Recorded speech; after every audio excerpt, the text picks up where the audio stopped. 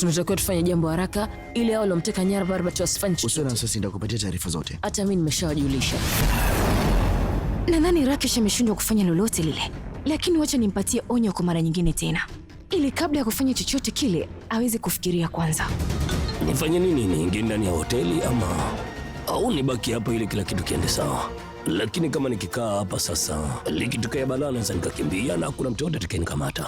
Na kama nikiingia ndani, kitu ambacho nitakuwa nimekifanya ni kama kupiga teke mguu wangu mwenyewe. Hapana, siwezi kufanya hivyo. Ngoja nikae hapa ili kila mtu aweze kujua kwamba mtekaji wa Parvati hawezi kuwa yule jamaa ambaye... Hisia zangu zenyewe zitaniambia. Hautakiwi kuniambia nini cha kufanya. Ubongo wangu unafanya kazi vizuri.